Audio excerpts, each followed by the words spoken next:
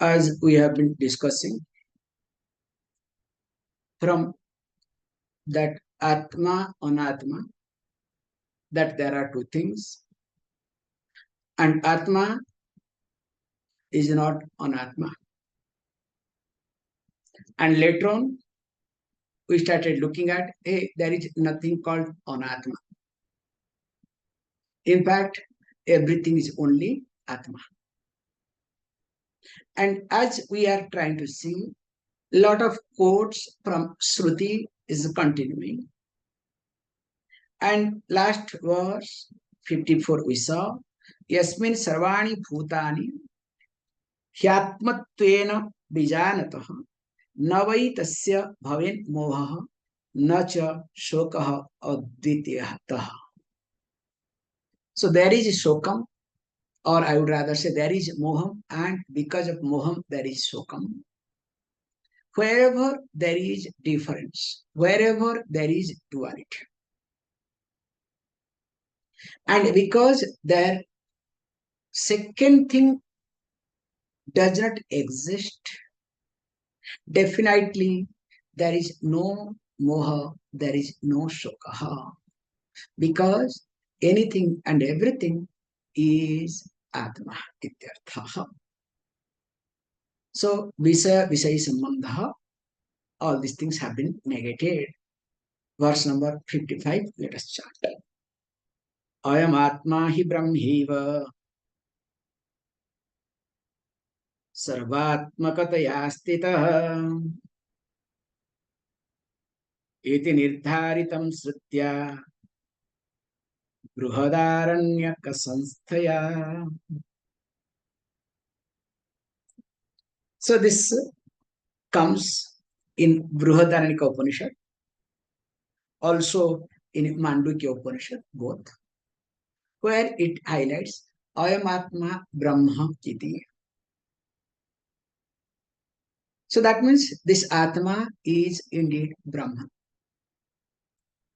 Now when he says Ayam Atma Brahma Eva, now that means it is again emphasizing that there is only one thing exists, and other than that there is nothing. Because the Atma that we see here, he says sarvatmakataya iti. So the Atma that is in the form of every living being, self of all being. That means already we have seen this point. It's not that I have one Atma, you have another Atma. And each one has got different Atma. Will it be possible? If you say so, then my question will come. Now, from one sun, then you can question. Some people ask, okay, how this population increases? It's a very nice question comes, okay? So will you please explain that how this population is increasing? It's a very simple thing. So now is God divided, getting divided more and more? Yes, God doesn't get divided. You are getting divided, okay, unnecessarily. Because remember, from one sun, how many reflections or reflected sun can appear? As many as reflecting medium. And a reflecting medium has nothing to do with the sun. So what is jiva? So jiva is nothing. Neither, please understand. So this okay, let us look at this body. This body-mind complex, especially mind. So mind is what? Is it completely inert? At the same time, is it completely consciousness? It is neither completely consciousness nor is completely inert. Because being a reflecting medium, we use this word reflecting medium. Now, the number of the jivas completely depends on what? completely depends on the reflecting medium called here mainly Sukshma Sarira and Karana Sarira. So that's why here he says, look, the entire anātma-prapañca is nothing but Brahman. And this is being established by Upanishads. And here two Upanishads at a time. One is Brihadaranyaka Upanishad, also same thing, also in Mundaka Upanishad. That's why one is supposed to have prior, exposure to the Upanishadic teaching. And of course, without prior, getting exposed to this Upanishadic teaching, if the person starts looking at this sort of text, definitely there is a lot of confusion. However, continuing. Anubhūto pyayaṃ lokah vyavahārakṣamo pisana asadrūpo yathā svapna uttarakṣaṇabādhataḥ.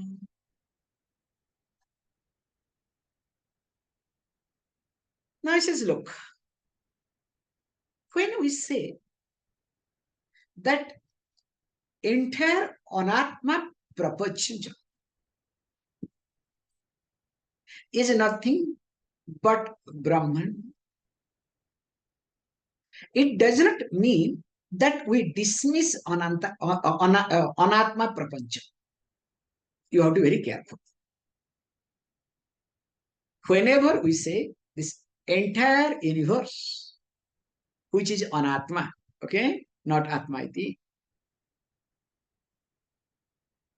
and we say that is nothing but Brahman, that indeed is atma.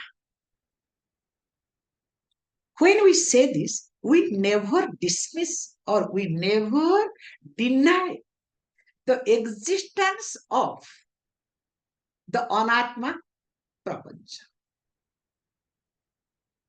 Because especially if you observe, do you experience time or not?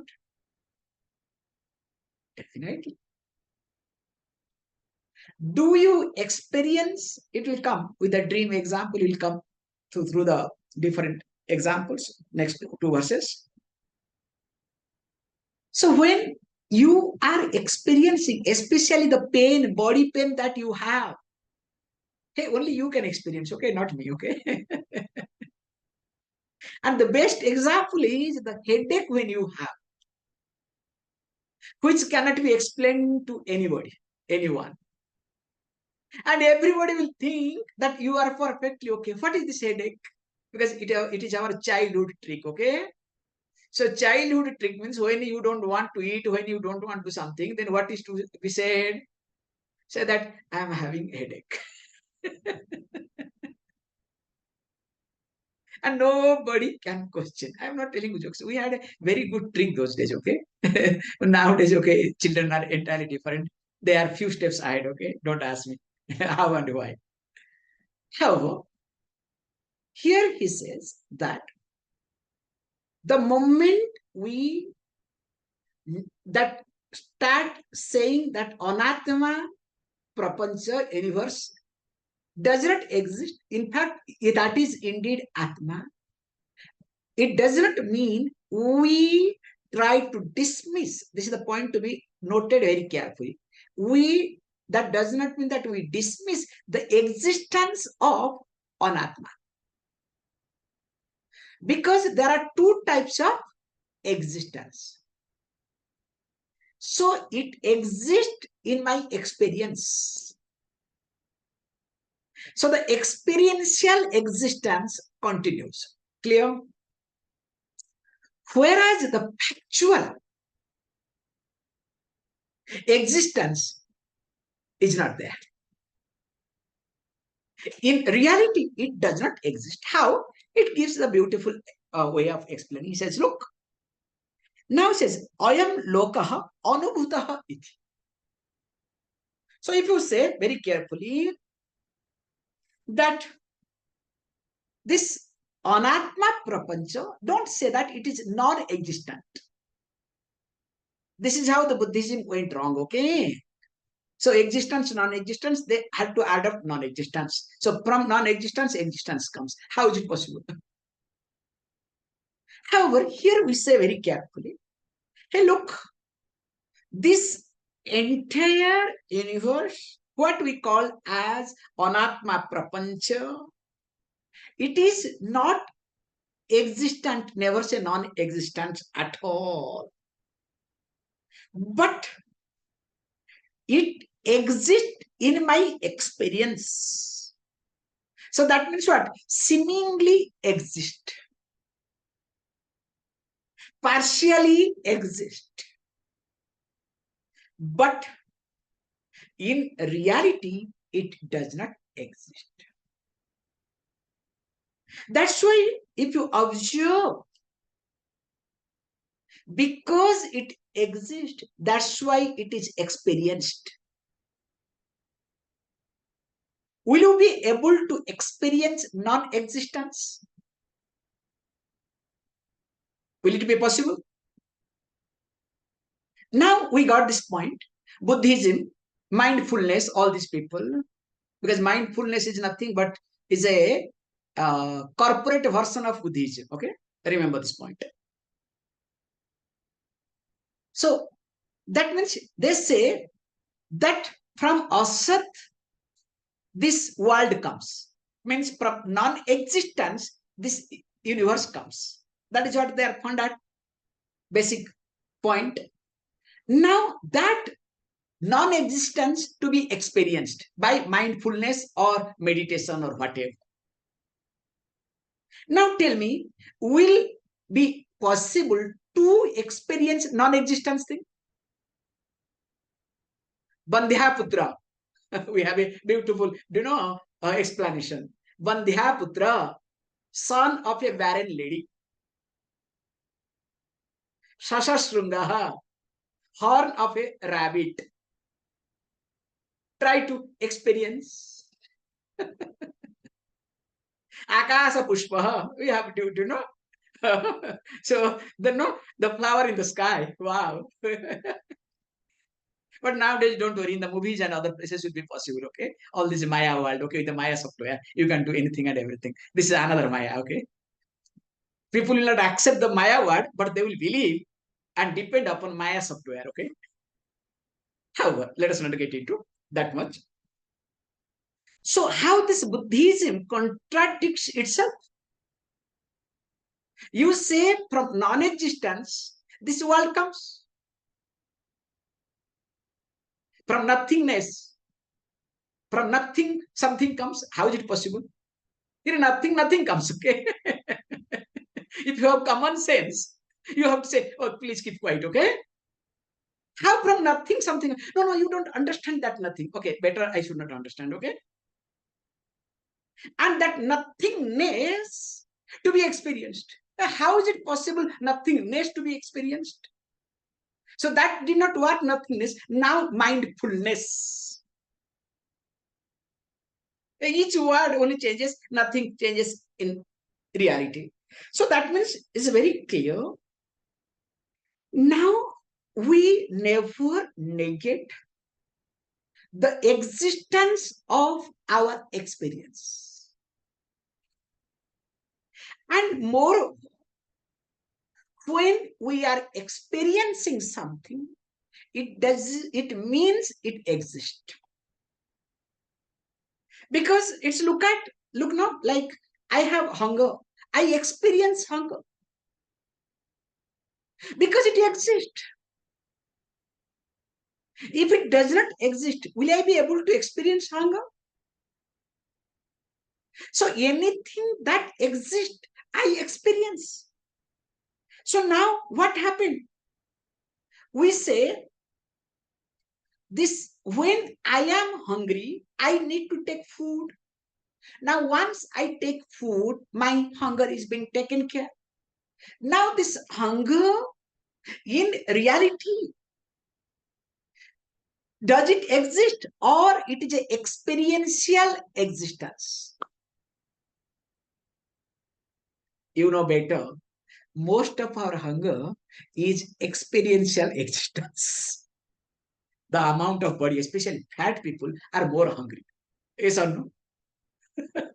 And the amount of fat that you have gathered in the body can be consumed for months together. Nothing will happen, okay? And a lot of tests have been done. You know this particular thing.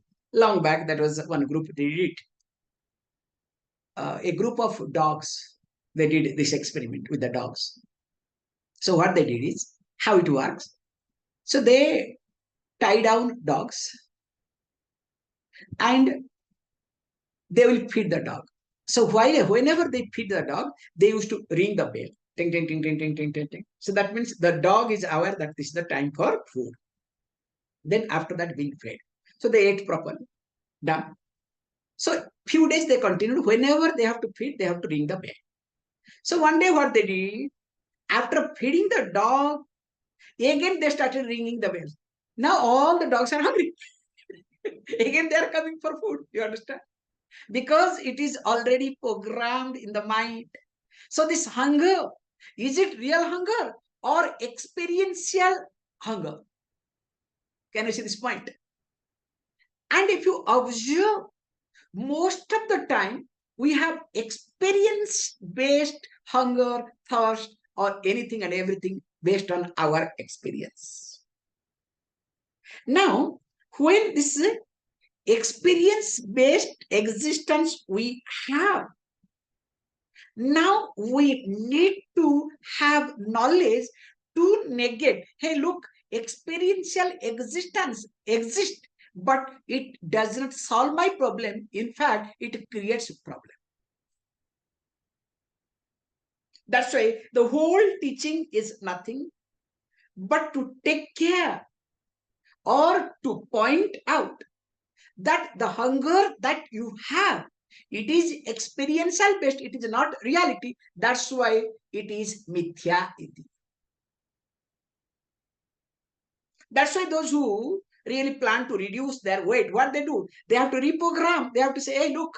So they have to cheat themselves. Drink some water, divert your mind, do this, do that, do take tablet. Then finally nothing happens, okay? Don't ask me what happens later on, okay?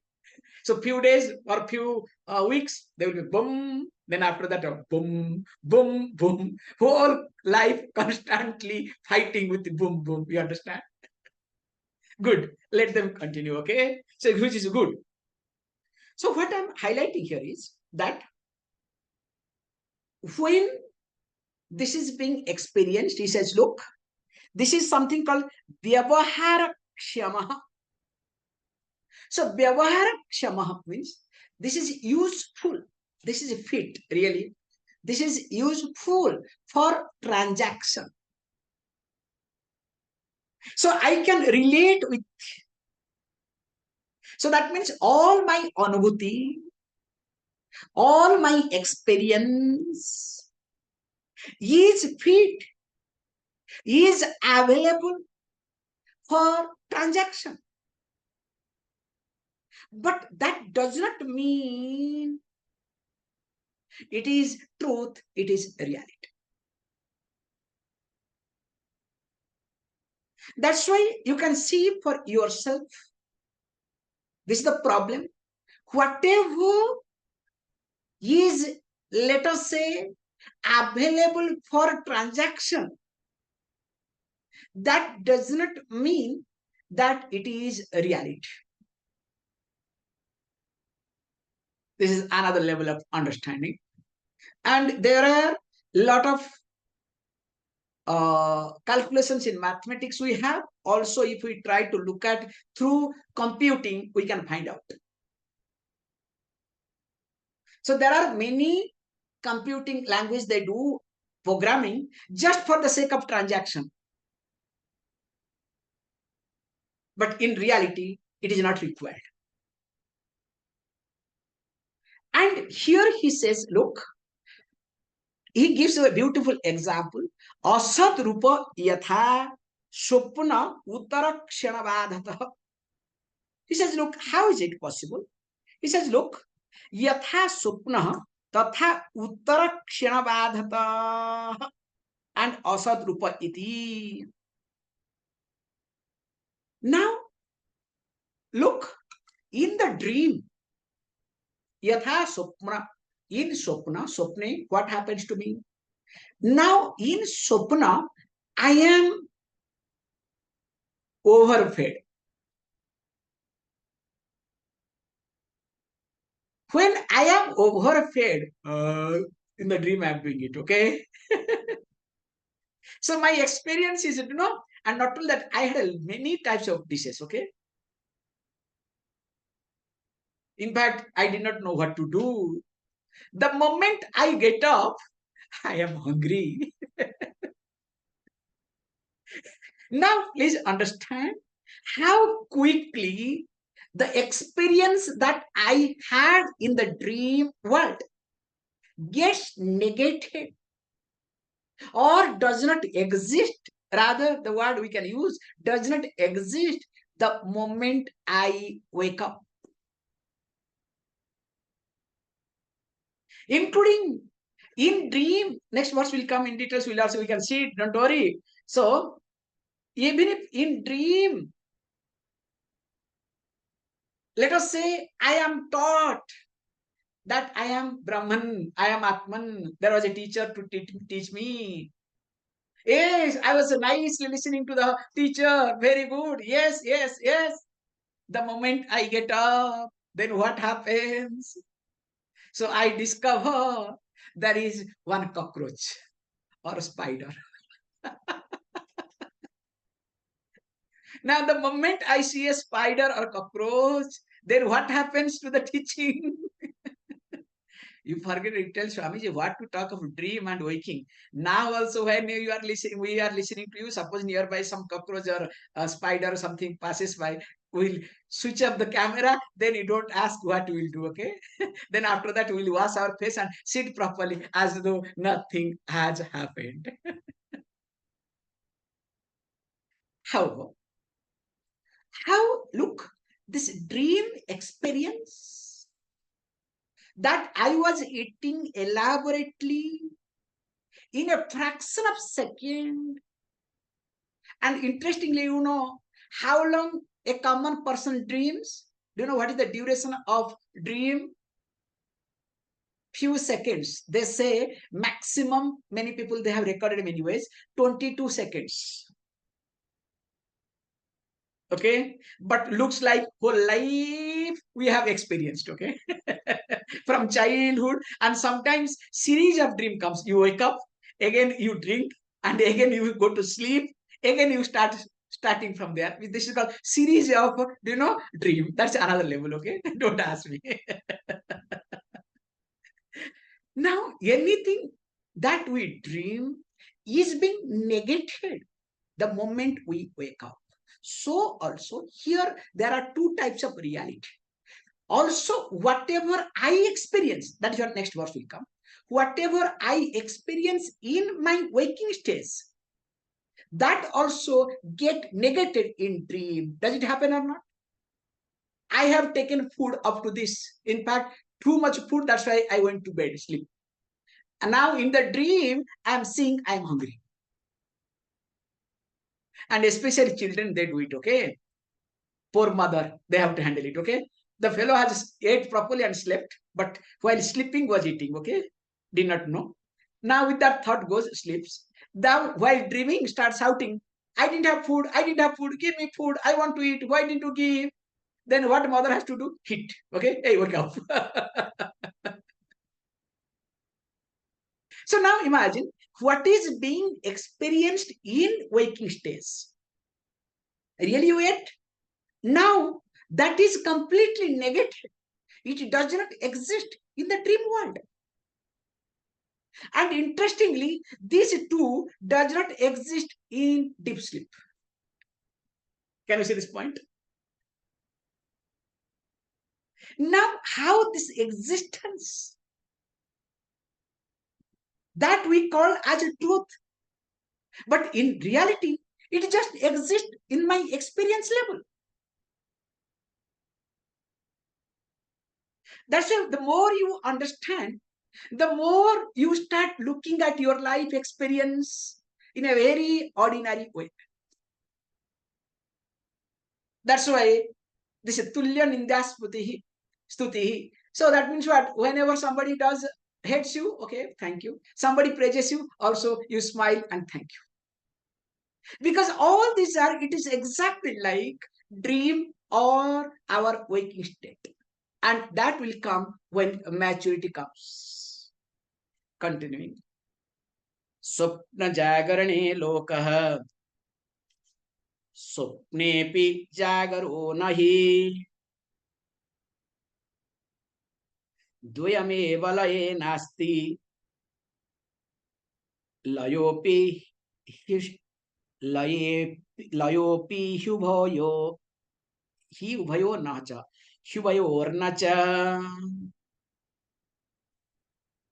So he takes another point. Now, because he doesn't want to, leave the point. jāgaraṇe svapna līkaḥ. Svapne api jāgarah nahi asti. dvayameva laye nāsti layo api hyubhayorna asti iti. So he brings, look how svapna, the experience related to svapna, jāgaraṇe in waking stage, līkaḥ means unreal, does not exist.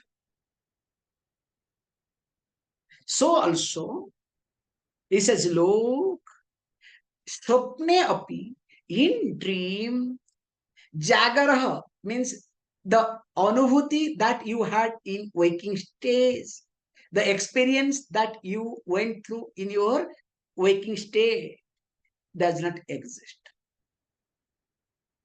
It loses its existence. And interestingly, both waking and dream experiences do not exist in deep sleep. Now what happens? We all are holding to our experiences. And some of them do not work for experiences. Thinking that experience is everything. Yes, experience is something to negate my experience. Or you can say to improve, to negotiate with my experiences. It's exactly like when you have snake bite. So when you have snake bite, what you generally they do it? So they have to take another snake's poison. What they call as anti-venom. And they administrate in such a way so that to negate the previous poison. Yes, we do not, Vedantin, that's why this is the difference. Vedantin never dismisses experience. But at the same time, Vedantin never give over importance to the experiences. This is the problem. That's why without maturity, if a person comes to Vedanta, definitely is a disaster for the person and for the surroundings. Because there is nothing to hold on to. At least if you go to puja, japa, meditation, this group, that group, at least there is something to hold on to. Whereas in Vedanta, there is nothing to hold on to because you have made your mind so, sharp. And you don't believe anybody, you don't listen to anybody, including Shastra, Guru, or anybody, okay? Only you know everything. And moreover, whatever is convenient for you, you only look at that in scripture. That's why if you don't have pramana buddhi coming back, if you don't have shraddha, you have a conditional shraddha. You have called, pramana buddhi what? It's called scientific buddhi. Is Shastra logical? Is Shastra talking scientific way? Is Shastra talking based on my belief? Is Shastra talking based on my understanding? Is Shastra talking for my benefit? Then Shastra is okay. So that means it is not a pramana buddhi at all. So when you don't have pramana buddhi, nor you have shraddha, remember, Vedanta will never benefit you. In fact, Vedanta will become a curse. And I have been seeing many of our friend circles, those who came to study. And of course, I am seeing with you people also sometimes Vedanta, instead of helping, puts or creates problem in life. More of it. We'll see. Om Om Purnamada Purnamidam Purnahat Purnamudachyate Purnasya Purnamadaya Purnameva Vashishyate Om Shanti Shanti Shanti. Thank you, all of you.